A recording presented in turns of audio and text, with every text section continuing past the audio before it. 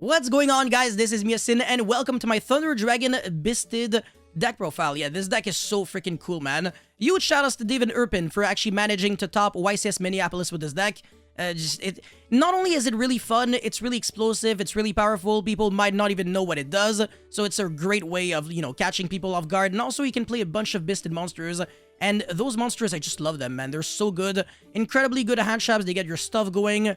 You can do just so much with them, especially the Magnamut, and Lubellion in this deck is even better than it would be in like any other deck, because on top of being a level 8 dragon monster, you get to revive back the Diablos whenever you tribute a dark dragon monster, so that is absolutely fantastic. But anyways, before we get into this deck profile, friendly reminder to like and subscribe, check me out on Twitch and Instagram. If this video can get to 1,000 likes, I will be making a live stream on this deck. Now let's get right into it. Alright, so for the big boy dragon monsters that we can actually search with Melody of Awakening Dragon, I'm on 1 Chaos Emperor Dragon of Armageddon, 1 Diablos, and then double Levineer, as well as, of course, triple Melody of Awakening Dragon. So this card being able to, like, I don't know, discard maybe the Roar, and then search one of these cards can just make you, end on just gigantic boards. These cards are all very, very nice cards to have access to, but they're not really starters because you always need something else in order to play. Levineer, you need like 3 light and or dark monsters in your grave, so it's not super easy to summon. And then Armageddon is, oh my god, it's a really high ceiling card, but it can definitely break every now and then if you can't really get cards in your banished or, again, lights and darks in your grave. The monster effect, like, on the field doesn't really come up, but the skill effect is fantastic. And the summoning condition, of course, from the extra deck. Extra deck face up, by the way, because yes, it is a pendulum monster. That explains why the card is so good, man. It's a pendulum. Anyways, Diablos, really freaking fantastic card. Again, a card that you can pretty much revive back for free whenever you tribute a dark monster. So the Lubellions tributing your Bisted monsters is typically how you are going to be getting back the Diablos.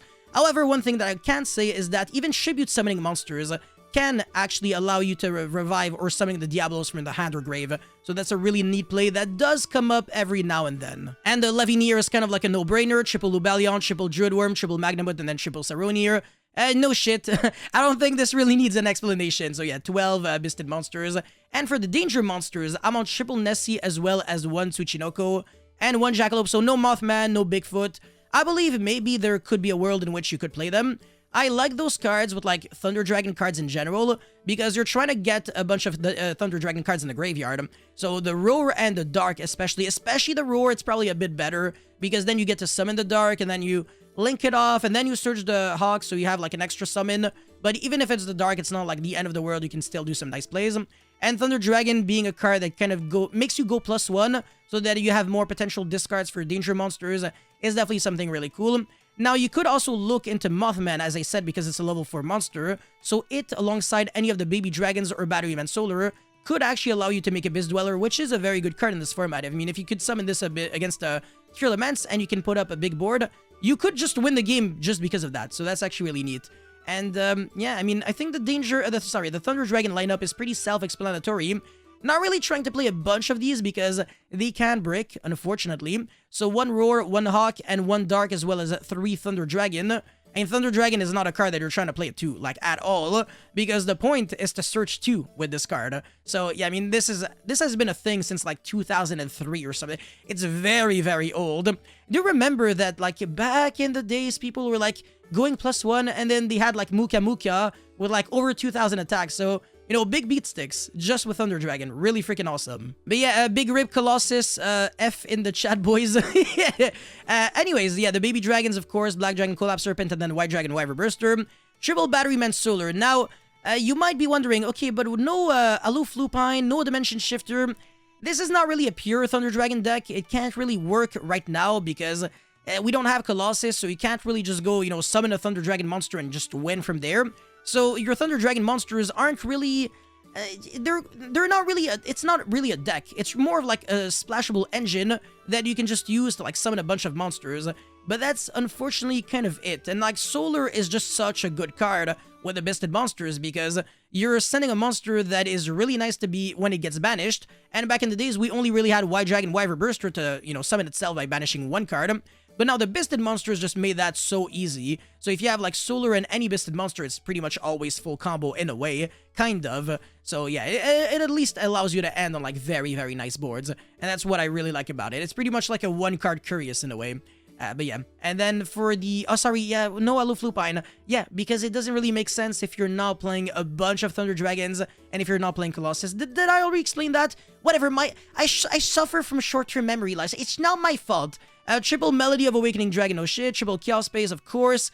You can search a bunch of cards here, so you can search Chaos Emperor, you can search Levianeer, you can search Lubellion, and you can search the Baby Dragons. You cannot search this card, however, because it can actually be tribute summoned.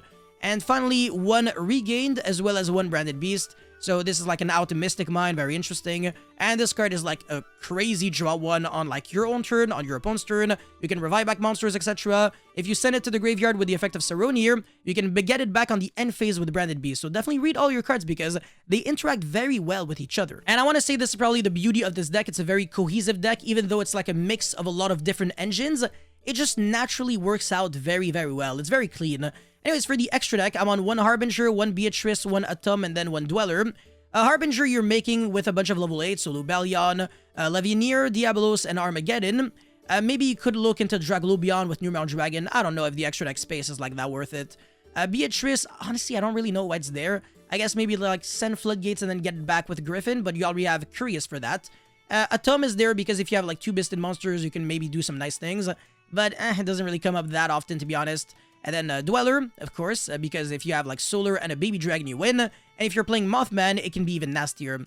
Now, for the Link monsters, I mean, every other monster is a Link monster. I couldn't really find a way to like play like level 3 or level 4 tuners to make balance. So, yeah, I can't really play any Synchro monsters in this build. But yeah, Griffin, Access Code, Appaloosa, these are the good utility Link 4 monsters. So Griffin, especially good post-game 1 so that you can get back a Floodgate.